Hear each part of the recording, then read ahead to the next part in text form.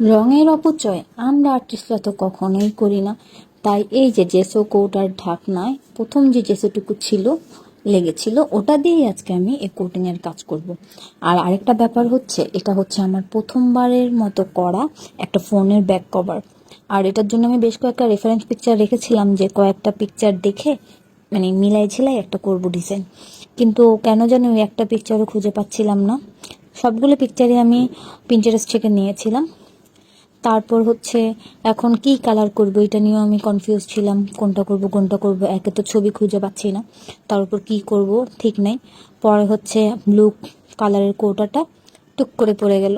তারপর আর কি অপচয় তো এখান থেকেও বাঁচাতে হবে, তাই ওই ব্লু কালারটা দিয়ে ভাবলাম কিছু করি। পরে মাথায় আসলো সবচেয়ে ইজি কোনো পেন্টিং করব। আর সবচেয়ে ইজি পেন্টিং বলতে আমরা যেটা জানি সেটা হচ্ছে বহু পেন্টিং। তো বহু পেন্টিংয়ের জন্য প্রথমে তো একটু ব্যাকগ্রাউন্ডে কিছু একটা কালার করতে হয়। তো ওই কালারটা করার জন্য আমি হচ্ছে ব্লু আর ল্যাভেন্ডার থিমটা নিয়েছিলাম। আর একটু লাইট হলে ল্যাভেন্ডারটা মনে হয় ভালো হতো। সে যাই হোক, এরপর আর কি আমি কিছু করলাম। এখন এইটুক করার পর আমার কাছে মনে হচ্ছে ব্যাপারটা খুবই গতানুগতিক হয়ে যাচ্ছে।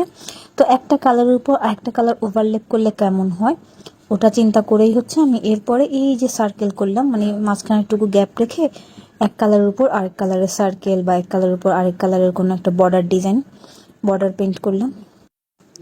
এই পর্যায়ে এসে আমি ভাবলাম এবার ওই ব্ল্যাকের পাতা যেগুলো দিব ব্ল্যাক দিয়ে ওগুলো একটু দিই, কিন্তু কেন জানি আমি অন ক্যামেরা এটা করতে পারছিলাম না। এই যে করার সময় ক্যামেরা থেকে বাইরে চলে গেছি, পরে হচ্ছে আবার ক্যামেরায় আসলাম, তারপরও হচ্ছে আমি মানে কনসেন্ট্রেশন দিতে পারতেছিলাম না ঠিক মতন।